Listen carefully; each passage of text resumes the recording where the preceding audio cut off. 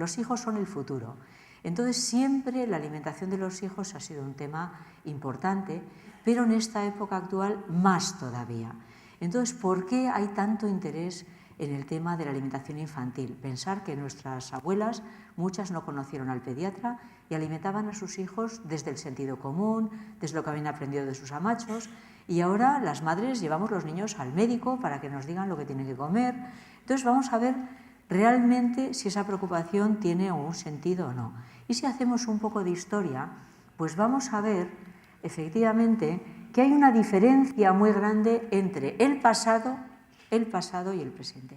En el pasado, la forma de producir los alimentos limitaba el consumo. Es decir, muchos de nuestros antepasados han tenido hambre o han dicho no hemos podido dar de comer a nuestros hijos lo suficiente. Muchas veces habéis escuchado, cuando habéis estado conmigo charlando, como Elena dice, mi madre tuvo 16 hermanos, eran 17, y me contó que nunca había comido un huevo entero para ella sola hasta que se casó. Claro, si tú tienes 17 hijos, evidentemente no te llega. Bien, pues venimos de un pasado, decíamos, donde la forma de producir los alimentos ha limitado el consumo. Si había un pedrisco o una tormenta o una sequía, pues la forma de producir limitaba. Luego entonces muchos de nuestros mayores, si no han pasado hambre, sí que han tenido carencia. Y así las enfermedades del pasado eran carenciales, ligadas a la pobreza y a la falta de higiene. ¿Qué ha pasado cuando se mecaniza la agricultura? Entonces aquí cambia absolutamente todo. Aquí ya empezamos a mecanizar la producción de alimentos, se industrializa y por primera vez en la historia, estamos hablando de después de la revolución industrial, empieza a haber excedentes en la producción agrícola, empieza a haber sobras. Se empieza a producir cereal para alimentar al ganado. Pero es que entonces los problemas no van a ser de deficiencia, como decíamos hace un momentito, sino que van a ser de exceso. Nos vamos a encontrar con que tenemos unos problemas que van a generar las enfermedades que vamos a llamar de la civilización, que van a generar las enfermedades de la infancia y posteriormente de la edad adulta ligadas al exceso. Bueno, pues vamos a empezar a ver cómo desarrollamos la conferencia de esta mañana. Comemos en exceso.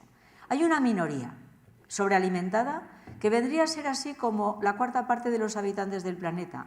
Son lo que llamamos los países ricos, los países desarrollados, algunos le llaman civilizados, bueno, yo diría desarrollados es suficiente.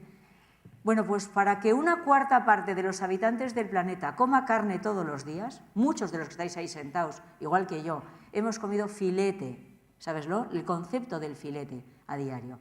Para que una cuarta parte de la gente que vive en el mundo en este momento pueda comer carne todos los días, hay 3/4 partes que están pasando hambre.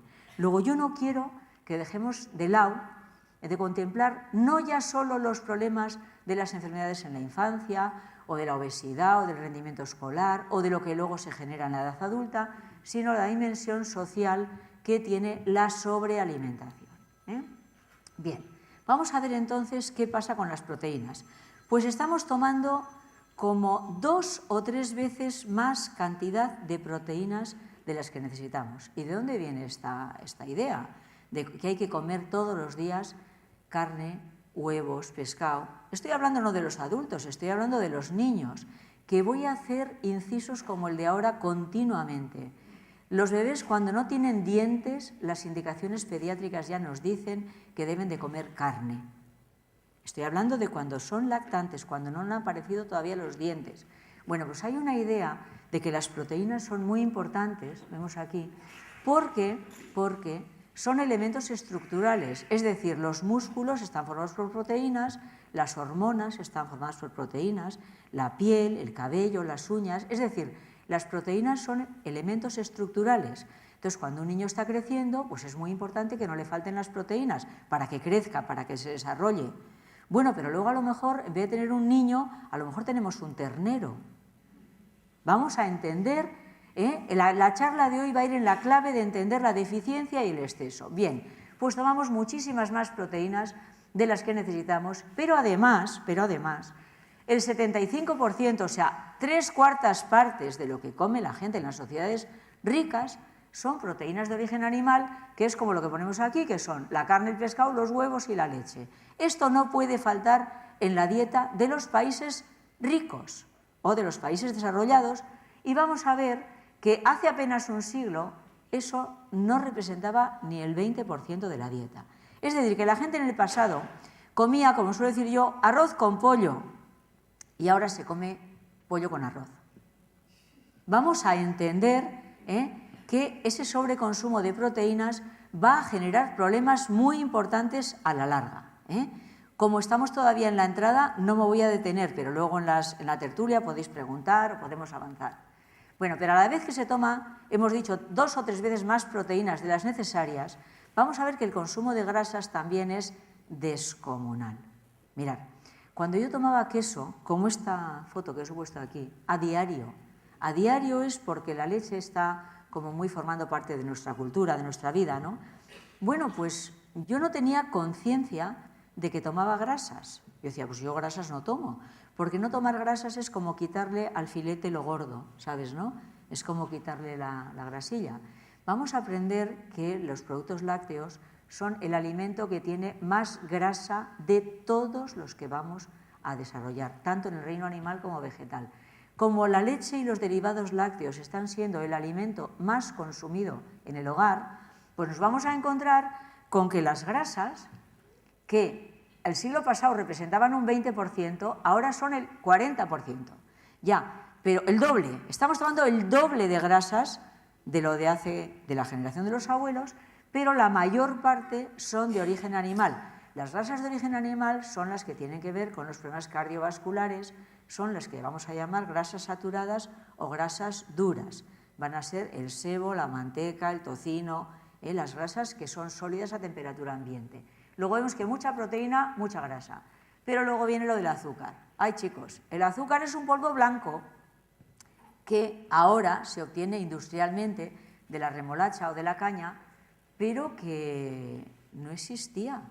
Existía la caña y existía la remolacha, pero el azúcar, tal cual como esa cosa que se echa del azucarero para añadir a cualquier plato, pues no existía. Y se me ha ocurrido esta mañana, porque a las 7 de la mañana estaba yo todavía retocando, ¿sabes, no? Poneros aquí que la OMS recomienda entre un 0 y un 5% de azúcares rápidos. Azúcares rápidos es lo que no requiere digestión, es la sacarosa, la lactosa, la fructosa, lo que es dulce. Bien, si la Organización Mundial de la Salud dice que para estar en salud hay que tomar entre el 0 y el 5%, ¿qué quiere decir? Pues que puedes no tomar nada. Entre el 0 y el 5 es que puedes vivir tomando cero. Bien, pues hace 100 años el consumo de azúcar eran 2 paquetes de azúcar al año. Vamos a pensar ahora el paquete de azúcar al supermercado, 2 paqueticos en todo el año tomaba tu abuela. El consumo ahora está en 60 kilos persona y año. Algunos igual no saben, el año tiene 52 semanas. Luego 60 kilos al año es más de 1 kilo de azúcar a la semana. Algunos no lo prueban hace años, como Xavier, como yo, muchos no tomamos. Luego de los 60 kilos míos, alguno también ya está tomando, para sacar estos números, estoy hablando, ¿verdad? Bien, entonces vamos a valorar qué ha representado la introducción del azúcar, como un polvo blanco o moreno, que se añade intencionadamente a los alimentos. Ya veremos a ver para qué. Entonces, hemos dicho exceso de proteínas, exceso de grasas, exceso de azúcar. Bueno, ¿y qué pasa cuando uno come tanto dulce, como estamos comiendo ahora, que nos parece que es lo normal? Luego explicaremos cosas para aprender. Bueno, pues que ese azúcar refinado nos va a proporcionar lo que se llaman calorías vacías. Y una caloría vacía, pues es lo que se obtiene de un alimento que no tiene ni vitaminas, ni minerales, ni oligoelementos. ¿Y eso qué es? Pues los elementos protectores. Mirad, las vitaminas, los minerales y los oligoelementos serían como si yo voy a quemar una leña y necesito las cerillas. Si yo tengo leña, pero no tengo cerillas, no puedo quemar, ¿no? Bueno, pues cuando yo tengo que quemar la glucosa para hacer las funciones del metabolismo, pues para ir a la castola, o para fregar los platos, o para ir a correr, o para estudiar, yo tengo que usar la glucosa como combustible. Bien, pues para poder metabolizar esa glucosa me hace falta el calcio, el magnesio, el hierro, me hacen falta la vitamina B1, la B2, la otra. Claro, pero ese azúcar refinado del que estábamos hablando ahora no tiene esas vitaminas. Entonces, esas calorías que nos proporciona se llaman vacías. ¿Por qué? Pues porque nos está robando de nuestra reserva orgánica, de nuestra reserva alcalina. Nos está desmineralizando, nos está desvitalizando. Bien, pues vamos a ver que nos aportan calorías vacías el azúcar, las grasas refinadas y lo que cuando pongo aquí cereales refinados, ¿qué estoy hablando? Pues de la barra de pan de todos los días. Cereales refinados es el pan, el arroz blanco, la pasta blanca. Bueno, esas tres categorías, o sea, entre el pan, el arroz y los macarrones, el aceite y el azúcar, representan el 80% de lo que tomamos al día. O sea que casi todo lo que tomamos nos va a dar esas calorías vacías. Por eso luego la gente tiene que tomar magnesio, tiene que tomar hierro, tiene que tomar superfarmatón o complejo vitamínico B. Esto nos suena a todos, ¿verdad? Es como algo común en las sociedades, decíamos, ricas. ¿Por qué? Pues porque al haber refinado esos alimentos es donde nos estamos encontrando con que no tenemos suficiente reserva para poder metabolizar ese azúcar.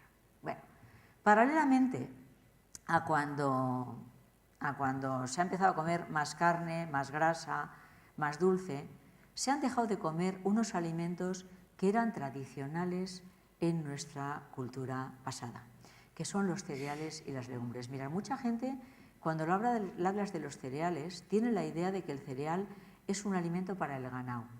Bueno, pues se empezó a hacer producción de cereal para consumo de la ganadería cuando empieza a haber excedentes en la producción agrícola. Y por eso muchísima gente cree pues, que el cereal es un alimento para la ganadería, ¿no? Sin embargo, vemos aquí que hace apenas un siglo el 80% del aporte calórico de lo que comían nuestros antepasados venía precisamente de la combinación de esos dos grupos de alimentos que son los cereales y las legumbres. Bien, estamos viendo esto, que es la situación actual, sin hablar de los niños, porque esto es de la alimentación de nuestros hijos, no me he confundido de charla, no. Es que como comen los padres, así enseñan a comer a los hijos.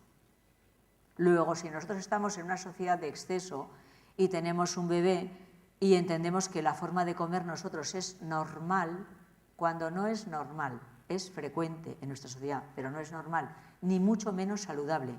Por eso, en esta primera parte estoy hablando de la alimentación en general, no refiriéndome a la edad infantil. Bien, pues además de que ya no se comen los cereales y las legumbres, de que se come demasiado de lo del sartén, pues ahora vamos a lo del fuego. Bueno, pues de nuevo lo mismo, hace un par de generaciones, me da igual en el fuego de leña que en la cocina económica.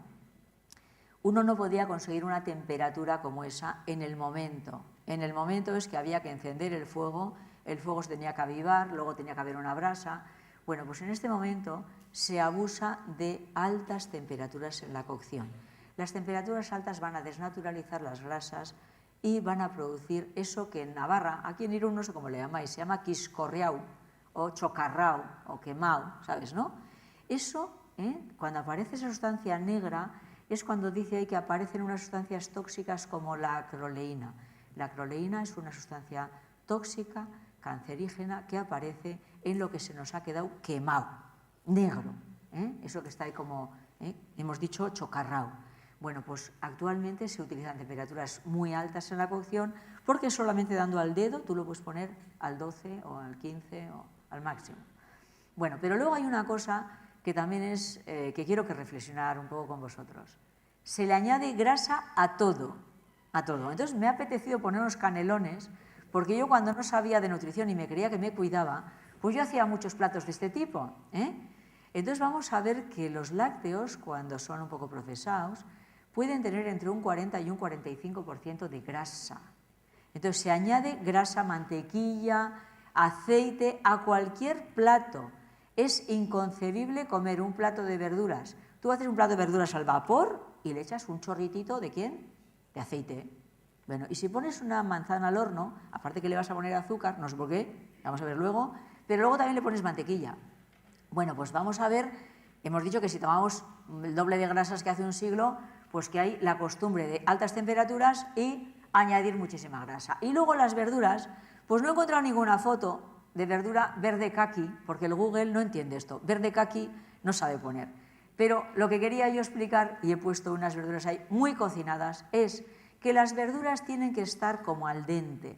Las verduras tienen que tener muy poco golpe de calor, igual que la plancha. No es igual planchar un visillo o planchar una prenda de seda, una prenda delicada, que planchar unos vaqueros lavos a la piedra. Bueno, pues las temperaturas altas de cocción se utilizan también para las verduras, que van a dejarnos como una cosa insípida, ¿sabes, no? Con mucha agua, mucho tiempo de cocción. Y entonces, como la verdura se ha quedado que no sabe a nada, pues tú pides una menestra de verduras en el restaurante. ¿Y qué tiene la menestra? ¿Verduras? Sí. Y luego tiene jamón y huevo. Hay que echarle, porque si no la verdura se ha quedado como muy lavadita. Bueno, pues vemos que se cuecen las verduras con demasiada grasa, demasiado tiempo, a veces en la olla a presión, para ahorrar tiempo, ¿no? La olla a presión te hace más rápido, ¿no? Bueno, pues vamos a empezar a decir ya, ahora, y diremos muchas veces a lo largo de la mañana, la velocidad mata. La velocidad mata. Si haces muy rápido, vamos a ver que todo lo que tiene cara tiene reverso. Y que cuanto mayor es la cara, mayor es el reverso. Luego, eso de poner las verduras en la olla a presión para que se hagan antes, bueno, pues tenemos que valorar el precio que pagamos por la velocidad. Es como en la carretera, Bien. Bueno, pues luego en el azúcar, ¿qué pasa con esto? Pues que la repostería ya es dulce, pero a veces se le pone aún todavía más azúcar y entonces al final el postre muchas veces sabe solo a azúcar. Es importante cuando se ha puesto ahí, ¿por qué añadimos azúcar a una manzana asada o a un vaso de zumo o a un vaso de leche o a un vaso de leche con colacao? Yo digo porque yo le he echado a la leche colacao y luego yo le ponía azúcar. Bueno, pues un bote de colacao de kilo, ahora han sacado unos que son light, pero uno de colacao, no voy a decir de colacao, de cacao, de un cacao, de estos, de los desayunos, de kilo, 850 gramos es azúcar y solo 150 gramos es cacao. Vamos a pensar que el cacao es tan amargo, ¿verdad?, que uno no lo puede tolerar. Luego, cuando tú ya tomas un preparado estos de cacao del desayuno, pues es que ya está dulce, pero es que muchas veces aún se le añade dulce, y a la leche, que voy a recordar a todos que tiene un azúcar que se llama lactosa, o sea que la leche es dulce. Bueno, pues en el pasado la gente le ponía sal, pero ahora le ponemos azúcar. Bueno, pues entonces estamos viendo que mucho azúcar y encima a los postres aún más. Y luego, pues ya terminamos con estas prácticas que no son saludables de la actualidad, utilizando el refrigerador y el congelador. Bueno, os pensar una cosa, el frigo es imprescindible para que no se descompongan los alimentos que son perecederos. Bien, hasta la época en la que el frigorífico empieza a entrar a los hogares, que no hace tanto tiempo, porque ahora yo voy a sacar aquí, voy a fardar de que soy mayor. En mi infancia no había frigorífico, había la fresquera. Muchos de los que estáis sentados aquí habéis conocido esto. No existía el frigo, ni la nevera de hielo. Luego todos los alimentos que son perecederos, que se descomponen, que se pudren, como son la carne, el pescado, los productos lácteos, las frutas, no se podían conservar. Luego vendríamos de un pasado donde, aunque la forma de producir los alimentos, como decíamos antes, limitaba el consumo, bueno, pues comíamos alimentos que no hay que meter en la cámara, como son las alubias, los garbanzos, las lentejas, el arroz, la pasta. Bueno, ¿qué pasa cuando congelamos? Bueno, pues como antes hemos dicho que la alimentación moderna era carencial en vitaminas, minerales y oligoelementos, vais a ver que la congelación nos va a ir haciendo una pérdida progresiva de vitamina C, que es una forma de explicar que los alimentos congelados van a estar menos vitalizados que los alimentos frescos. E insisto que antes no había modo de hacer este tipo de almacenamiento y que esto no es, diríamos, saludable. Este otro aspecto también es importante porque es moderno, que es el del microondas. Bueno, pues aunque aquí en el gráfico no está el microondas, voy a explicar un poquito. Hauska está descrito o referenciado como un filósofo de la alimentación, es decir, una persona que ha trabajado la alimentación desde otros aspectos más allá de los puramente nutricionales. E hizo un estudio de poner en remojo granos de trigo con agua de manantial, pero esa agua en la que vas a poner en remojo, previamente la calentó con paja, con otro bote de agua lo calentó con leña, otro con carbón, otro con gas, otro con electricidad y otro con microondas. Y entonces lo que hizo fue poner a germinar las semillas con agua que previamente había sido calentada, hemos dicho, con leña, con gas, con carbón. Bueno, y observó que la capacidad de germinación y de crecimiento de las plantas variaba, de manera que cuando el agua con la que se había puesto el remojo había sido calentada con agua, veis que el crecimiento del tallo y de las hojas y el crecimiento de las raíces era mayor. Cuando se hacía con leña, todavía era importante, con carbón también, con el gas ya baja un poquito, con la electricidad baja y con las microondas baja o incluso desaparece. Quiere decir que si hace un ratito yo decía que la velocidad mata, hablando de la olla a presión, ¿no?, de hacer cosas rápidas, en microondas, ¿cuánto tardan en hacer un besugo? Pues 1 minuto, ¿no? ¿Sabéis cómo decía mi padre?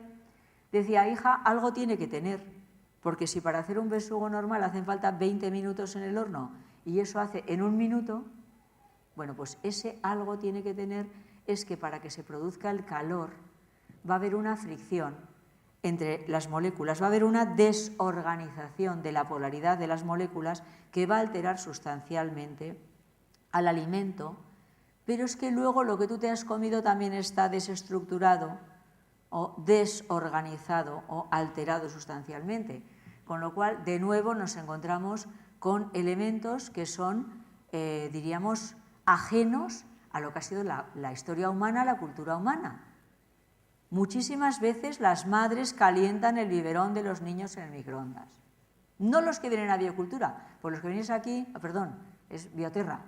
Los que venís a Bioterra, no. Pero hay mucha gente que no tiene todavía ese conocimiento, y entiende, para calentar el café con leche, mi tía pone la tacita dentro del microondas, porque así no hay que fregar el cazo. Pues recordar otra vez que todo lo que tiene cara tiene reverso y cuanto mayor es la cara, mayor es el reverso. Bueno, pues una vez que hemos hecho la introducción, vamos a entrar ahora en qué pasa con los niños.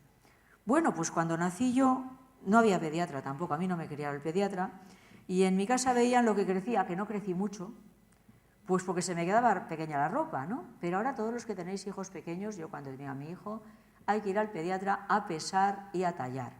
Y aquí vienen las situaciones de angustia por parte de algunas madres porque te dice el doctor que no ha crecido lo suficiente o que no ha engordado lo suficiente y tiene que pesar y tiene que medir un X. Es decir, se tiene que desarrollar según un estándar y tiene que llegar por lo menos a la media, ¿no? Entonces hay una preocupación muy grande de que los niños nuestros crezcan, Bien, pues vamos a ver cómo influye la alimentación en el desarrollo y en el crecimiento. Bien, y ahí, pues nosotros como seres humanos tendríamos una talla, vamos a decir, que ahora dicen que está aumentando entre la gente joven, pero una talla que no se parece en nada a la talla que tienen las vacas, los toros ni los terneros. O sea, somos mucho más pequeños. Bien, pues cuando nosotros alimentamos a nuestros niños con leche materna, efectivamente el desarrollo y el crecimiento de nuestros hijos se va a adecuar a lo que es las medidas de peso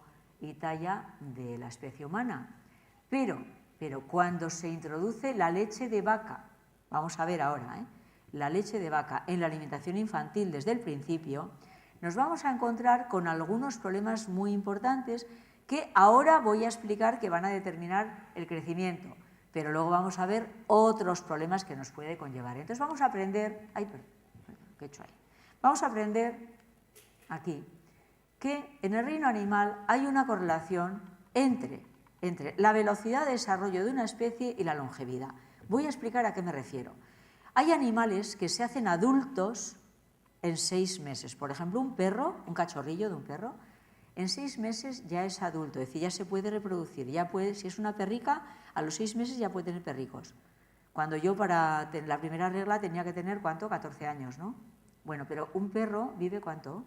12, 15 años, ¿no? Luego va a haber una relación inversa, ¿eh? Cuanto más rápido se desarrolla un animal, menos tiempo vive. Y entonces eso va a estar en relación con la calidad de la leche, con la cantidad de proteínas que tiene la leche de su madre. O sea, la leche de una perra, la leche de una yegua, la leche de una vaca o la leche de una mujer. Bueno, entonces vamos a ver que cuanta más proteínas tenga la leche, el desarrollo va a ser más rápido y la duración de la vida más corta. Bueno, pues a ver qué os parece. Las mujeres he puesto las primeras, pero somos las que tenemos una leche con menos alimento. ¿Cuánto tiene? 1,6% de proteínas. A ver, 1,6% de proteínas.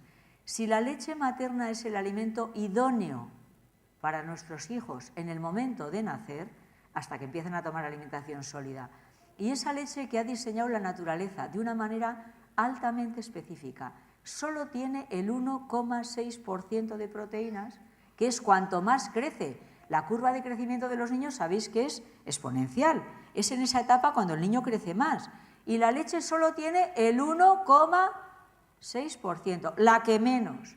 Entonces, el tiempo que tarda el bebé en doblar el peso de nacimiento son 180 días. O sea, 4 meses, 4 por 3, 12, 5, ¿no? 5 por 3, 15 más, ¿no? Aproximadamente 5 meses, 6 meses, el bebé duplicaría el peso del nacimiento. Ya, pero la leche de yegua dice que tiene más, ¿no? La leche de vaca, 3,3. Vos vamos a decir que la leche de vaca tiene el triple de proteínas que la leche de mujer. Claro, pero es que un ternero, vamos a ver después en otra diapositiva, se va a hacer mucho más grande en mucho menos tiempo. Por eso, porque es otra especie. Pero es que luego vemos que las cabras, las ovejas... Bueno, pues yo digo que más vale que los de la alimentación no se han enterado que las perras tienen una leche que tiene 7,4% de proteínas. Porque como se enteren, pues lo mismo empiezan a hacer unas perras modificadas genéticamente para que estén dando leche de perra. ¿Me explico, verdad? En una ordeñadora mecánica para introducir la leche como alimento para consumo humano, porque estamos, venga, a alabar las bondades de la leche de vaca y estamos explicando que un bebé de una vaca duplica el peso del nacimiento a los 47 días frente a los 180 de un bebé humano. Bueno, entonces, si entendemos que las vacas también viven muchísimo menos, ¿verdad? Las vacas también viven unos 15 años, ¿eh? No digo las que están ahora sometidas al estrés de la ordeñadora mecánica, sino las vacas que pastan, ¿eh? Bueno, pues dar leche de otro animal a una especie puede provocarle, además de los problemas inmunitarios que vamos a ver luego, otros de tipo hormonal, como pueden ser la aceleración del crecimiento y el desarrollo. Bueno, pues mirad lo que he recopilado esta mañana para intentar ponerlo bien clarito. Esto todo son cosas promedio, aproximadamente, ¿no? Si un bebé al nacer pesa más o menos 3 kilos, un ternerico o una ternerica pesa entre 30 y 40. Al año, este bebé de media va a pesar 10 kilos, los ternericos van a pesar de media entre 300 y 400. La pubertad va a aparecer en los niños y en las niñas a los 12 o 14 años y los ternericos ya al año ya son mocitos, ya son adultos. Bien. Y la longevidad la vamos a poner aquí en la especie humana en 80, la otra en 15. Bueno, con esto estamos viendo entonces que dar a los niños desde edades tempranas leche de vaca como alimento diario, más de una toma al día, porque se toma leche para desayunar, luego se ponen bollos que llevan leche o galletas que llevan leche, luego se pone postre lácteo muchas veces en la escuela infantil, para merendar también está el quesito. Bueno, pues como es el alimento más consumido en el hogar, tenemos que entender que esto es un hecho que no tiene ninguna referencia en la historia de los seres humanos, porque siempre se ha tomado leche en las zonas rurales, pero no ha llegado a ser el alimento más consumido en el hogar. Bien, entonces, ¿qué nos vamos a encontrar? Bueno, pues con tendencia al sobrepeso, pero ya no solo porque les damos a los niños grasas, como dicen en la tele, o porque les damos chuches, no, se va a producir sobrepeso porque esa leche hemos dicho que tiene muchísimo alimento, pero además se va a producir un desarrollo esquelético donde algunos adolescentes de ahora, de las generaciones jóvenes de ahora, pues yo tengo en la consulta niñas con 14 años con 120 kilos, ¿sabes, no? Que serían, pues, va a permitir la expresión, como una ternerica. ¿Sabéis lo que decir? No, niños con un desarrollo exagerado, con una pubertad precoz y con una corpulencia que no es propia de los seres humanos, sino que tiene que ver con el efecto, diríamos, perjudicial de la sobrealimentación con alimentos de ese tipo. Bien, pues luego, aparte de la leche de vaca, está la obsesión con que los niños tienen que crecer y que engordar, y entonces hay que darles verduras, ¿verdad? Dicen que hay que darles verduras, y aquí está el pobrecillo diciendo que no, que yo quiero la hamburguesa, ¿no? Bueno, pues vamos a ver que en nuestro país, estos son datos que no me los he inventado yo, pues resulta que es donde hay más problemas de obesidad infantil, dice que donde menos en Andalucía. Hombre, como que el plato nacional aquí es la chuleta y la mamilla, ¿no? Y en Andalucía el plato nacional es el gazpacho. No es lo mismo una sopa fría de verduras, ¿verdad?, que chuletón.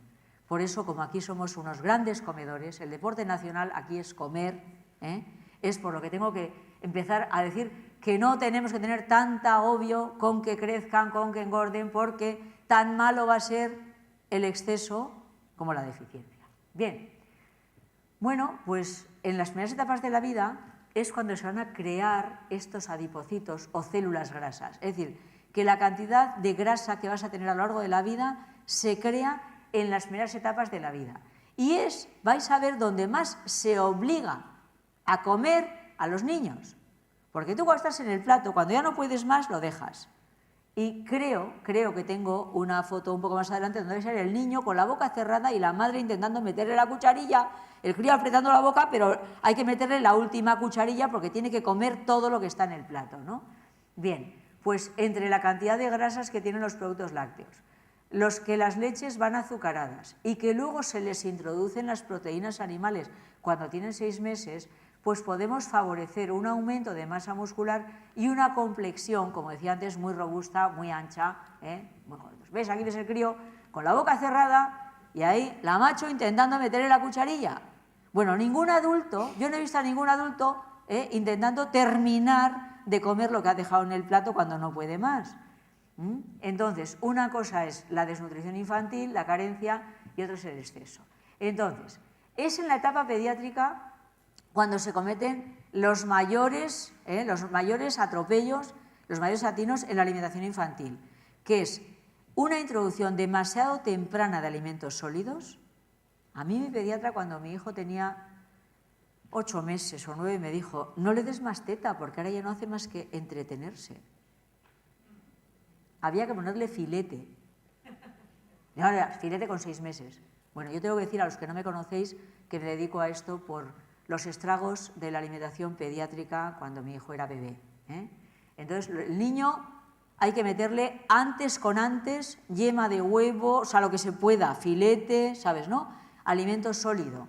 Y vamos a ver que ahí se van a crear, en primer lugar, las tendencias a la obesidad.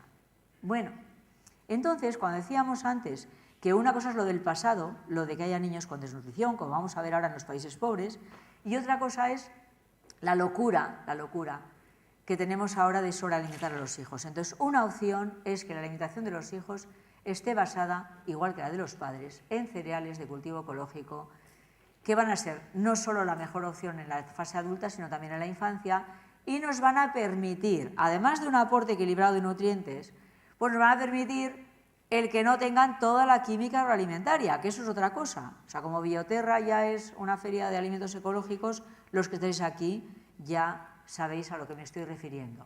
Bueno, pues hemos puesto una foto apaisada y la otra un poquito más vertical, planteando efectivamente que ni tendríamos que estar en estas condiciones, pero tampoco tendríamos que estar en la actual, que es la de nuestro país. Bueno, vamos a ver ahora lo de las chuches. Bueno, pues todavía hay gente, abuelos y amonas, y que le dan a los nietos cosas como esta. Pues he querido poner una bebida de naranja en polvo que no llega a ser un zumo, que es un comestible. Le vamos a llamar un comestible, bebestible en este caso, ¿no? Es un producto artificial, que no existe en la naturaleza. Bueno, pues todavía ayer a la consulta vino una persona que de vez en cuando todavía se toma no sé si es un cas de naranja o un Fanta de naranja. Digo, criatura, aunque sea tómate un zumo de naranja. O sea, si vamos a tomar algo, aunque sea que sea natural. Entonces, este aspecto también es nuevo en la alimentación infantil. En las meriendas de los cumpleaños que todos hemos hecho cuando los hijos eran pequeños, aparecían esas medialunas de jamón de york, que digo yo, y los refrescos estos azucarados, ¿no? Entonces, vamos a ver que las golosinas son una cosa que antes tampoco estaba a disponibilidad de los niños. Mirad, allí donde vivo yo hay unos pueblos en el contorno de Pamplona y hay una señora que tuvo 11 hijos, era mayor, y un día hablaba de la diferencia entre el pasado y la actualidad y me dice, mira chica, yo hacía tarta en casa cada vez que tenía un hijo, entonces como tengo 11, pues era como fiesta, ¿sabes, no? Un hermano más y hacían pues una tarta. Y ahora, dice, para los nietos que vienen aquí de la concentración escolar ahí de la Uzama, pues todas las tardes tengo en el horno un bizcocho de nata para merendar. O sea, los nietos toman todos los días bizcocho de nata para merendar, ¿eh? Y sus hijos solo comían tarta cuando tenían un hermano. Hombre, pues ni 11 veces en toda la vida, ¿verdad? Porque no era el año, era en toda la vida, ni todas las tardes. Bien. Vamos a ver entonces, ¿qué pasa con el azúcar? Bueno, pues aquí hay una confusión intencionada por parte de la industria alimentaria, no voy a decir de quién, cuando dicen que el cerebro necesita azúcar. Ciertamente que sí, pero azúcar no es polvo blanco, necesita glucosa. El cerebro es el órgano que más glucosa consume. Veis que es el 1,7% del volumen del cuerpo, ¿no? Y acabará una cantidad importantísima de glucosa y de oxígeno. O sea que no podemos vivir sin azúcar. Digo, pero que no estoy hablando del polvo blanco, que no estoy hablando del azúcar integral, estoy hablando de la glucosa. Es esencial para el buen funcionamiento del cerebro, importantísimo. Bueno, pero entonces vamos a saber que dependiendo de dónde venga esa glucosa, porque esa glucosa va a poder venir del arroz integral, va a poder venir del trigo, de la quinoa, vamos a ver, va a poder venir de las verduras, o va a poder venir de las chuches, de las gominolas, de los caramelos, de los bollos, de las galletas. Bien, pues dependiendo de dónde venga esa glucosa va a tener unos efectos u otros en el sistema nervioso. Bien, bueno, pero aquí se me ha ocurrido poner algo en relación con el hierro, porque hemos dicho que el azúcar que hacía robaba del cuerpo vitaminas y minerales. Bueno, pues cuando yo hago una alimentación carenciada, una de las carencias que puedo tener puede ser calcio, puede ser vitaminas grupo B, puede ser vitamina C, y otra carencia que puedo tener, ¿quién es? Hierro. Bueno, pues el hierro es una parte importante, integrante de la molécula de hemoglobina, y la hemoglobina es el transportador del oxígeno a todas las células del cuerpo. Como el cerebro era el que más oxígeno consume junto con la glucosa, pues como yo estoy haciendo una dieta de estas refinadas, pues puedo encontrarme con que tengo mala memoria. Entonces los niños van a tener problemas de rendimiento, problemas de falta de capacidad de concentración, los niños. Y los adultos te van a decir, no, es que yo ya como soy mayor tengo menos memoria. Pues va a ser que no. Va a ser que como tienes un aporte insuficiente de oxígeno, porque estoy haciendo una dieta inadecuada, pues puedo estar perdiendo memoria, teniendo menos capacidad de concentración. Decíamos en la diapositiva anterior, ¿no?, que dependiendo de dónde venga esa glucosa va a tener un efecto u otro. Bueno, pues cuando la glucosa viene del pan, del arroz, de la pasta, cuando son integrales, yo ahí voy a tener la glucosa para que funcione el cerebro, pero además voy a tener las vitaminas, los minerales, los oligoelementos, con lo cual voy a tener como la gasolina y el wins del motor, ¿sabes? Va a funcionar perfectamente. Pero cuando yo, como aporte de glucosa, tomo azúcar, bollos y galletas, pues lo que ocurre es que, aparte de la desmineralización, que hemos dicho antes, ¿no?, la función que van a producir era la de las calorías vacías. y nos encontramos con esta expresión que ahora ya nos sale este anuncio, pero decía, ¡ay, los donuts! ¡Ay, las llaves! ¿Sabes, no? Cuando te haces así, que se te ha ido la olla, ¿verdad? ¡Ay, me he dejado! Sí, ¿no? Bueno, pues la falta de capacidad de concentración, la pérdida de memoria, va a tener que ver directamente con el consumo de azúcares refinados. Bien, entonces, esto ya nos lo habíamos visto antes, que para ser metabolizada nos roba los elementos protectores. Voy a decir, respecto a que nos proporciona una falsa energía, algo interesante que no sabía cómo ponerlo en la diapositiva. A ver, cuando tú tomas un dulce, sientes una sensación de euforia, como de subidón, como de qué bueno estaba. Suponte café con leche, con un bollo, con un zumo, con una pasta, ¿no? Ese nivel de glucosa que sube, que te produce una sensación de euforia, dura lo que duran los fuegos artificiales la Semana Grande en La Concha. O sea, se enciende el fuego, hace psh, se ilumina el cielo y a continuación todo el mundo que está ahí en los fuegos hace ¡ah! ¿Sí, no? Bueno, pues el efecto del azúcar refinado, del azúcar blanco, sería una energía instantánea, pero que es una falsa energía, que se apaga en el acto, Sin embargo, la glucosa, la función que tendría, que es como suministrador de energía, es que tengamos resistencia. Es decir, que esa energía que nos va a permitir correr, andar en bici, pedalear, hacer la comida, estudiar, nos tiene que durar. Bueno, pues se llaman unos azúcares de absorción lenta, como decíamos antes, el arroz integral. Ahí la glucosa va a ir pasando a la sangre como en el gotero. Todos cuando habéis ido al hospital, en el gotero pasa gota, gota, gota, gota. Entonces la glucosa va yendo a la sangre como gota a gota. Luego tú puedes estar allí horas y horas, ¿sabes, no? Sin necesidad de tener que comer otra galleta, otro bollo, otro café con leche, otra barrita energética, otra chocolatina, otro caramelo. ¿Me seguís, verdad? Luego, el azúcar nos va a dar una energía, pero que es de mentira. Acordaros, como los fuegos artificiales. En el momento, el fogonazo, se ilumina el cielo y a continuación, oscuro. Diferencias entre blanco e integral.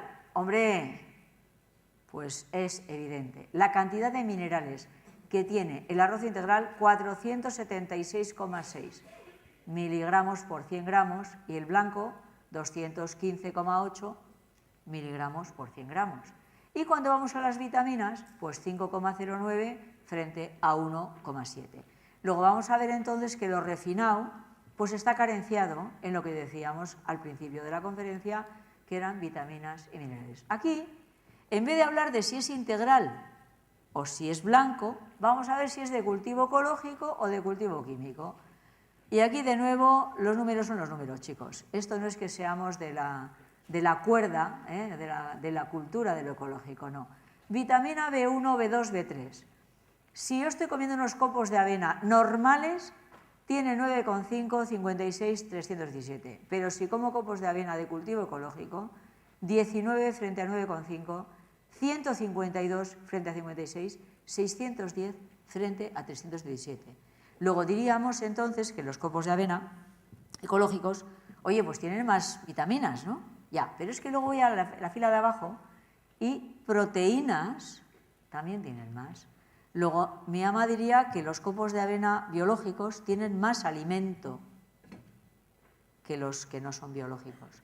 Luego, con esas dos diapositivas pretendo explicar que comer alimentos integrales y biológicos nos está permitiendo tener suficiente reserva de esos alimentos protectores que decíamos que eran imprescindibles para el mantenimiento de la salud. Bueno, entonces, como esta la tenemos ya leída, pasamos, porque luego tenemos que charlar. Y vamos a ver aquí que cuando hay una carencia en vitaminas del grupo B, nos vamos a encontrar con lo que vemos aquí, la falta de capacidad de concentración y la pérdida de la memoria.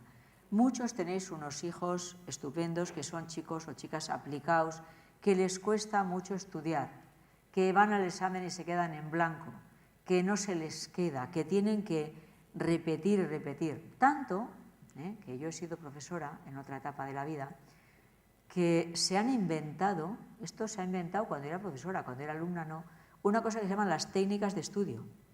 ¿Sabéis, no? Prelectura, lectura comprensiva, subrayado y esquema, y luego memorización. O sea, a los niños hay que enseñarles a estudiar.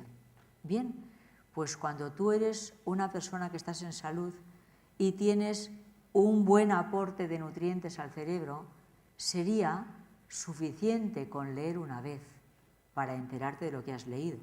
¿Cuántas veces os ha pasado que te has leído un artículo en el periódico, has empezado a leer la página, oye, y has llegado abajo y dices, no me he enterado de nada? Has leído la página entera y no te has enterado, no se te ha quedado nada. Bueno, ahí no te funciona nada de bien esto de la memoria. Bueno, pues la gente que tiene una supermemoria, que tiene una megamemoria, claro que ahí influye la genética, la alimentación. Yo estoy hablando de cómo repercute la alimentación. Bien, pues muchísimas veces los niños ahora tienen unas condiciones óptimas para estudiar. Los libros de texto, los profesores son especializados, hay, como decíamos, clases de apoyo. Algunos de los de aquí, los más mayores, somos de la Enciclopedia Álvarez. Aquello no tenía ni colores, ¿sabes, no? Bueno, no había profesores especializados por áreas. El maestro daba todo, lo mismo matemáticas, lo otro, ¿no? Bien, pues muchísimas veces los niños no se concentran. Entonces, la falta de capacidad de concentración, la hiperactividad. Estos niños que son hiperactivos, hipercinéticos, son niños donde el azúcar ha tenido un peso específico muy importante en la alimentación de ellos o en la alimentación de la madre en la vida intrauterina. Aunque hoy el tema no es del embarazo, es determinante lo que la madre come en el embarazo en lo que va a ser el adulto después. Ay, estaba dando al láser. Bueno, entonces, precisamente ahora en el blog estamos el mes de junio publicando los efectos del azúcar y esto es una diapositiva resumen donde dice que hay muchos estudios que muestran la relación entre la carencia de vitaminas del grupo B y trastornos del sistema nervioso. Es muy importante entender que el azúcar no es un alimento, es un comestible. Es algo que fabrica la industria alimenticia, pero que no existe en la naturaleza. En la naturaleza existen las frutas en los árboles, pero no hay ningún árbol que dé azucarillos, ni ningún árbol que dé Coca-Colas. Bueno, entonces tiene un efecto debilitador sobre el parasimpático, como veis ahí en la diapositiva, y nos puede tener una acción dañina sobre el cerebelo, produciendo, dice ahí, un comportamiento más pasivo y una merma en la capacidad intelectual. Entonces, no es casualidad lo que digo yo ahí, porque el nivel de estudios de hace 25 años y de ahora es más bajo. Los que estáis en el mundo de la educación, los niveles que se consideran de grado universitario o de diplomatura o de los estudios básicos, está más bajo ahora que en el pasado. O sea, entonces, ¿qué pasa? Que hay la gente que tiene la secundaria o la gente que tiene una graduación, sí, pero el nivel se ha bajado. Bueno, tenemos que ver qué representa la introducción del azúcar industrial en la alimentación, porque pensemos que en muchas leches de fórmula, lo que se llama el biberón, lees la etiqueta y además de que sean leches de vaca adaptadas en polvo, ¿no?, lleva una cosa que pone sacarosa, o sea, azúcar, polvo blanco. Bien. Con lo cual, hemos visto que tomando demasiada leche y demasiada carne vamos a hacer unos niños con un desarrollo esquelético grande y con una tendencia a la obesidad, y hemos visto que tomando dulces vamos a hacer que disminuya la capacidad, el rendimiento, la concentración y que luego sean estos niños muy nerviosos, hemos dicho, hipercinéticos. Vamos a ver qué pasa con el deporte, porque algunos quieren que los hijos estudien, pero otros quieren que los hijos sean pues como estos, como Casillas y estos, ¿no? O sea, que sea futbolista y que gane mucho dinero, que sea deportista. Tiene condiciones el chico para el deporte y vamos a apoyar el deporte. Pues vamos a ver qué pasa. Pues que hay una idea de que si haces deporte, que si haces trabajo físico, ¿sabes, no?, que tienes que comer mucha carne, porque la carne es lo que te da fuerza. Esta es una idea muy generalizada. Existe la idea equivocada de que si se hace actividad física hay que comer carne. Bueno, para tener más fuerza. Bueno, pues esto, de nuevo, no me lo he inventado yo, lo dice la Organización Mundial de la Salud. A ver, ahí dice que cuando la vida es sedentaria, o sea, cuando uno hace un trabajo de despacho, cuando un niño no hace deporte, bueno, estos datos son referidos a adultos, dice que la cantidad de hidratos de carbono hay que tomar 10 veces más, dice ahí, ¿no?, que de grasas, ¿no?, y 5 veces más de hidratos que de proteínas. Bueno, como cuando hablo de hidratos y de proteínas, alguno igual se pierde. Hidratos sería arroz, pan, macarrones, ¿no? Y proteínas sería filete. 250 gramos de lo uno y 50 del otro. Eso hemos dicho a la mañana cómo era, que era arroz con pollo, ¿no? No era pollo con arroz. ¿Veis lo que quiero decir, verdad? La OMS da 5 veces menos proteína que hidrato de carbono. Nosotros decimos 7 veces menos proteína que hidrato de carbono. O sea, hay que tomar cantidad importante de arroz, de macarrones, de mijo, de cuscús, de quinoa, de pan, de cereales. Y luego, el alimento animal o la legumbre, que va a sustituir al alimento animal, va a ser el acompañamiento. Luego no va a ser lentejas con arroz, sino que va a ser arroz con lentejas. Bueno, cuando el trabajo, eso cuando el trabajo es sedentario, ¿no? Pero cuando el trabajo es físico, o sea, cuando uno entrena y hace deporte y mucho la bicicleta y tal, ¿cuánta cantidad de proteínas hay que tomar? Pues igual que si haces trabajo sedentario.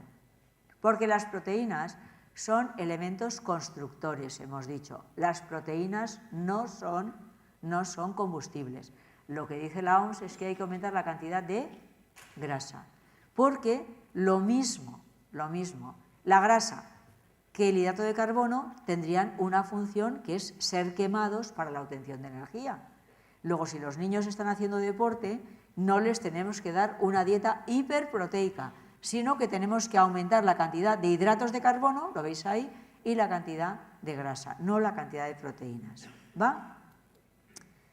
Bueno, entonces, los hidratos de carbono que aumentan el rendimiento, decíamos ahí, son los cereales integrales. Bueno, pues voy a explicar un poco, porque ahora hay muchísimos nutricionistas que hacen dietas para deportistas y hablan de los hidratos de carbono. Mirad, chicos, cada vez que se habla de hidratos de carbono, si es blanco, o sea, estoy hablando de pasta blanca o de arroz blanco, eso se comporta a efectos del metabolismo, del rendimiento, todo lo que queráis, lo mismo que el azúcar. Mirad, un diabético de pan blanco, de arroz blanco, apenas puede tomar 30 gramos sin que le suba la glucosa. Luego, cuando hablamos de que hay que tomar hidratos de carbono, estamos hablando de arroz integral, no de arroz blanco. Cuando hablamos de pasta, estamos hablando de pasta integral, no de pasta blanca. Luego, entonces, de nuevo, como la resistencia es un factor muy importante en el deporte, bueno, pues cuando yo doy hidratos de carbono de absorción lenta, esos que decíamos complejos, eran aquellos en los que la glucosa va pasando a la sangre como gota a gota. Mirad, cuando mi hermano era joven, andaba haciendo la bici, ahora anda las maratones, pero en aquella época estaba con la bici, y sabéis cómo es muy común entre los ciclistas ir a la vez que van pedaleando, comiendo, bebiendo y meando, ¿sí, no? O sea, tienen que tomar continuamente, ¿no? Es como si tú en el coche sin parar estarías echando gasolina y sigues andando, pero sin parar tienes que echar gasolina, porque si no te paras, ¿no? Bueno, y él experimentó cómo tú puedes tomar una crema de arroz, Xavier, y hacer Donosti-Roncesvalles, Roncesvalles-Donosti, sin avituallamiento, sin que te dé la pájara, ¿sabes, no? Sin desfallecer. Es decir, es como que el azúcar va a ir pasando a la sangre como gota a gota, gota a gota. Luego, todos los que tengáis chicos, chicas, niños que hacen gimnasia rítmica, que hacen deporte, que hacen lo que sea, que tienen que comer abundantes alimentos en forma de hidratos de carbono de absorción lenta. Bueno, vamos a hacer otro capítulo. Ahora es los que tienen alergia, los que se cogen catarros, los que tienen mocos, los que están malos todo el día, que tienen itis, tienen bronquiolitis, dermatitis, gastroenteritis, faringitis, todo eso, ¿no? Bueno, pues primero de todo vamos a ver si es saludable tener constipados, porque estamos hablando de la alimentación de los hijos y he intentado abarcar pues desde la etapa pediátrica hasta cuando son mozos, ¿no? En mi entorno, en mi familia, cuando unos chicos o unas chicas son unos críos, se dice que eran unos mocosos. ¿Vinieron unos mocosos? Sí, ¿no? Unos mocosos son como unos críos, ¿no? Bueno, pues es que un niño sano puede tener unos 8 constipados al año. Entonces, un constipado en sí no es una enfermedad.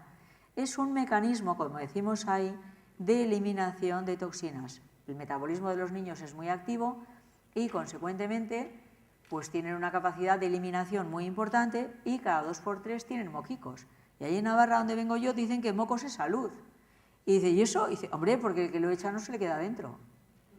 Bueno, pues vamos a aprender que el cuerpo es un sistema de entradas y de salidas, que tenemos unos orificios naturales del cuerpo, como son los oídos, por donde a unos dice que les mana el oído, me mana el oído, me supura. Otros tienen legañas, otros tienen mocos, otros tienen flemas. Bueno, pues los orificios naturales del cuerpo son los que permiten la eliminación de toxinas. Entonces, en los niños, el tener unos moquicos, no hay que ir a todo correr al pediatra a que nos dé un medicamento supresor. Vamos a ver lo que quiero explicar, ¿eh? Hemos dicho que los constipados serían saludables. Otra cosa es que esa criatura, además de que tenga un constipado, tenga una congestión con una fiebre altísima, esté postrado, sin apetito, pero tener mocos no es una enfermedad, es una forma de eliminación. Lo que pasa es que si la alimentación que tú das a tus hijos no es adecuada, es posible, como vemos aquí, que tengan muchos mocos. Bueno, pues son alimentos reconocidamente mucógenos, la leche y los derivados lácteos, las grasas y las harinas. Ay, chicos, las galletas. Las galletas. ¿Tú sabes qué cruz tengo yo? Con que a los niños hay que darles galletas. ¿Pero dónde? Las galletas, eso es un vicio, eso es un gosoki, eso es como un postre, es como un premio. No tendría que formar parte de la alimentación diaria. ¿Veis lo que quiero decir? Cuando digo galletas, me da igual magdalenas, me da igual bollos, es harina con grasa y con azúcar. Llámale como quieras. Me da igual bizcocho de limón, ¿sabéis lo que no? Entonces, vamos a tener los niños con muchos menos mocos cuando seamos menos comedores de cosas que los producen. Porque se dice también, sí, ¿no? Lo que se come, se cría. Venga. Entonces, cuando el catarro se hace crónico, claro, como los niños toman muchos alimentos que hacen mocos, tienen muchos mocos, entonces vas al médico. Y el médico te va a dar un medicamento supresor. ¿Qué quiere decir eso? Pues para la tos, antitusígeno. Para la fiebre, antitérmico. Para la inflamación, antiinflamatorio. Para la infección, antibiótico. Todos empiezan por anti, ¿no? Bueno, pues el medicamento anti lo que va a hacer es abortar la fase de reacción. Pero hemos dicho antes que sacar aquello del cuerpo era lo suyo, ¿no? Bueno, pues en vez de dar antitusígenos, tendríamos que dar remedios expectorantes. No es lo mismo favorecer la eliminación de esas flemas y corregir la dieta que hacer algo para que se me quite la tos o para que se me quite la fiebre o para que se me quite el picor. Porque esas fases de reacción lo que nos van a hacer es que luego van a aparecer las otras fases de deposición, que luego el niño tiene pólipos en la nariz o que tienes un nódulo en el tiroides, ¿sabes, no? O que tienes Las fases de deposición de toxinas se van a producir cuando yo no permito que la criatura elimine. Bien, pues cuando no había los pediatras ni la farmacología, estoy hablando de hace un par de generaciones, el 80% de las enfermedades eran crónicas. Ay, perdón, he dicho mal, agudas.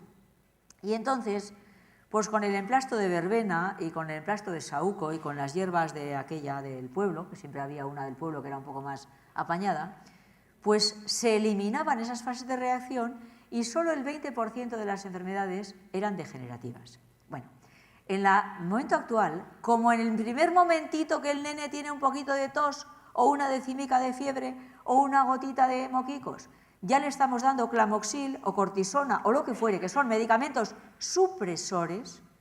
Ahora, en la actualidad, solo el 20% de las enfermedades son agudas y el 80% crónico-degenerativas.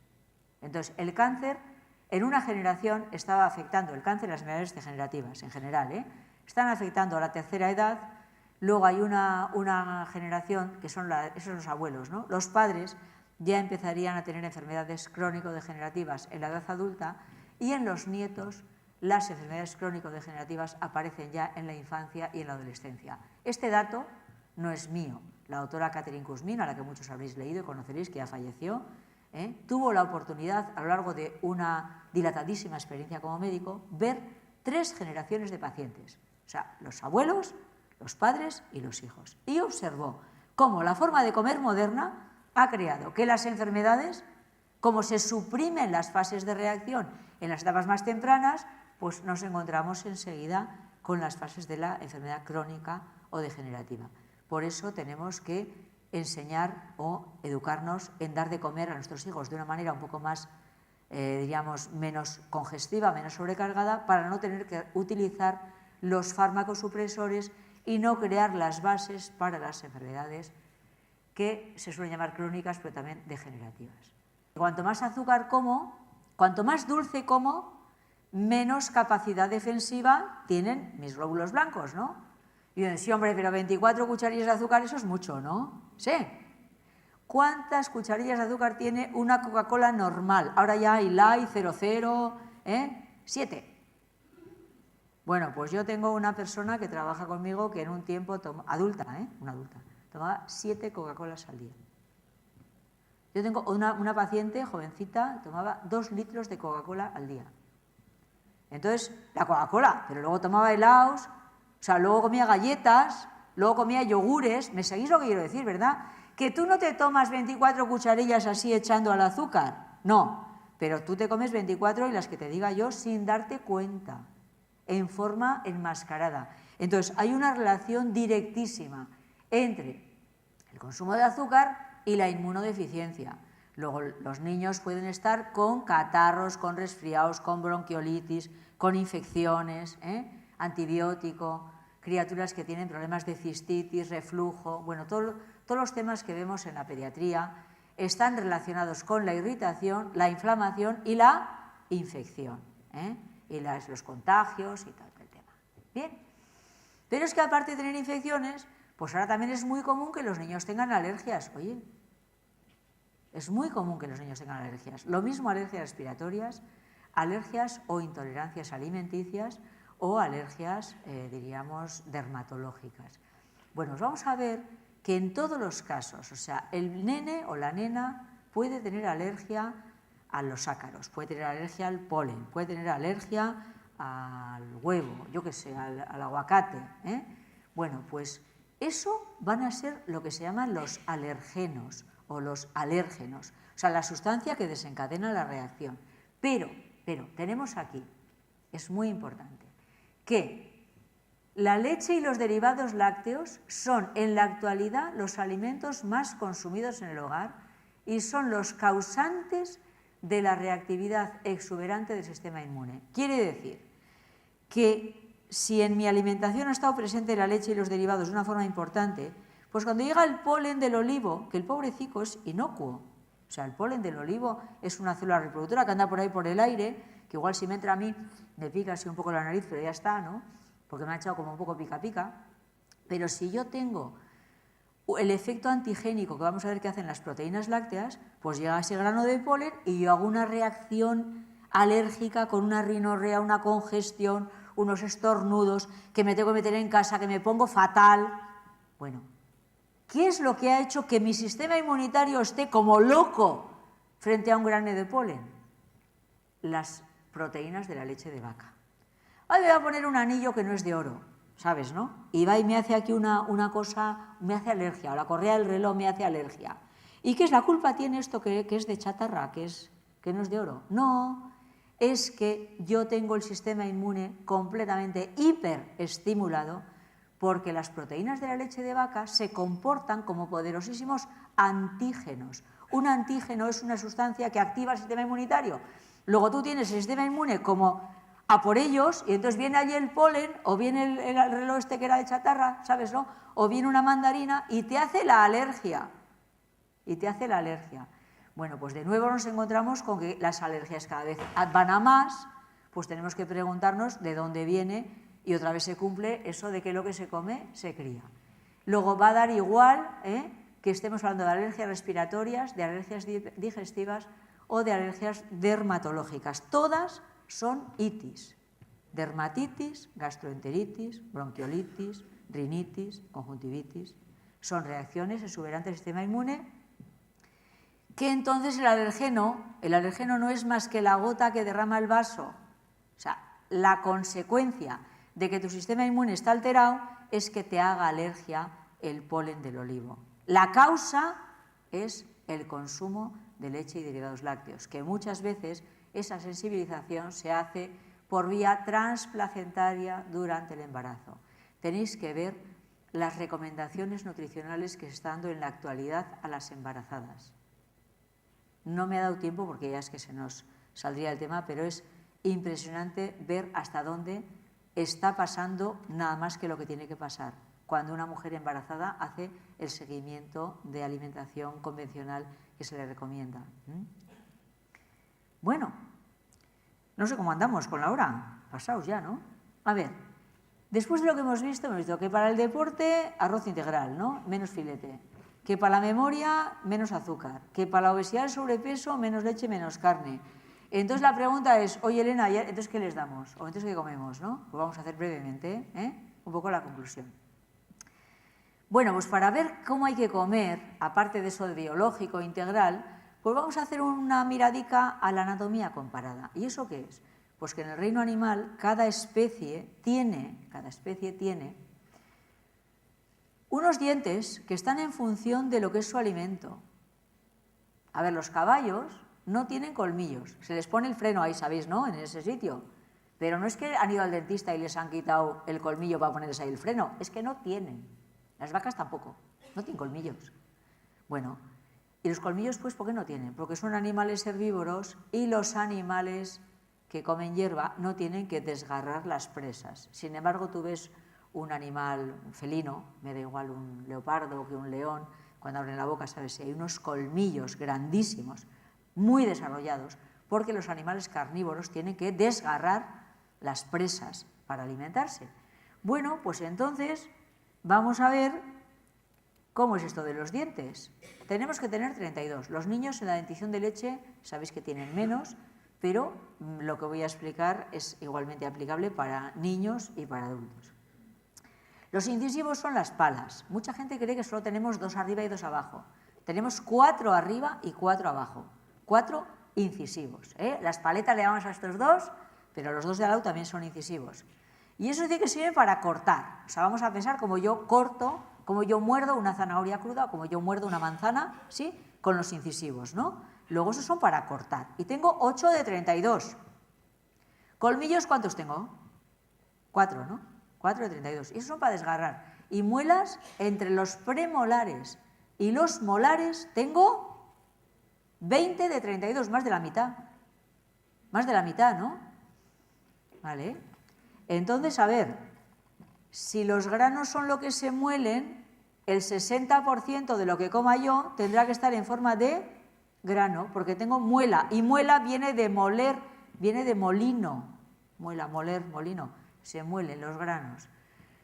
La carne o el pescado, si voy a tomar, hombre, pues deberá representar como mucho un 15%, porque no tengo más piezas que esas. Y las verduras, las ensaladas, las algas, pues deberían representar un 25%. ¿Eso cómo sería? Pues como en una paella. En una paella hay mucho arroz, unas cuantas verduras y los tropiezos, ¿no? Pues por ahí, más o menos.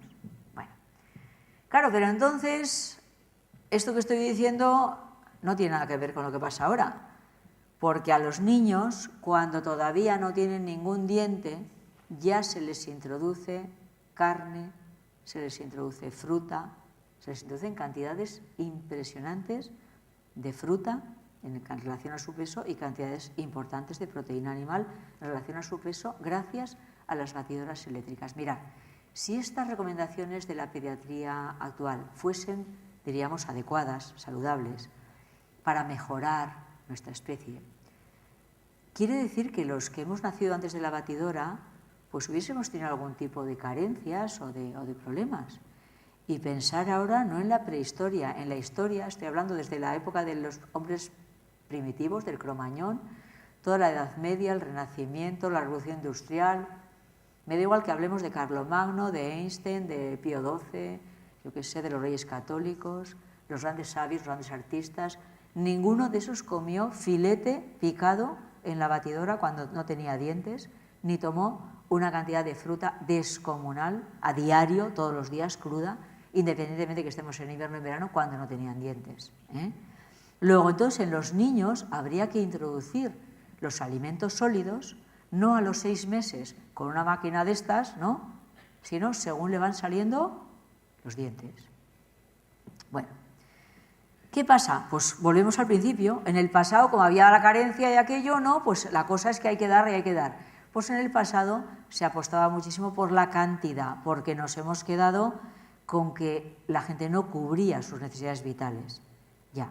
Pero entonces hoy, que ya tenemos de sobra de todo, y además de sobra de enfermedades autoinmunes, alérgicas, problemas de rendimiento, problemas de comportamiento, bueno, pues vamos a apostar por una dieta que tenga que ver con la calidad, no tanto con la cantidad de los alimentos, sino con la calidad, y entonces vamos a ver alimentos naturales, alimentos integrales y alimentos ecológicos. Aquí vamos a ver que podemos tomar sopas, podemos tomar verduras, podemos tomar frutas, ¿no?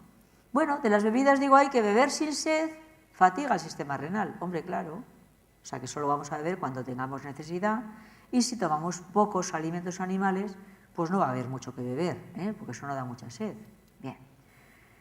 Y vamos a darle prioridad, como siempre, a los cereales y a las legumbres como alimentos en forma de grano, y el alimento animal lo vamos a tomar solo cuando esté indicado, no es imprescindible. Pueden haber personas que no necesitan ningún aporte de alimento animal y en otras donde puede ser necesario incluir un poquito de pescado como preferencia. Bueno, y ya he terminado mi discurso.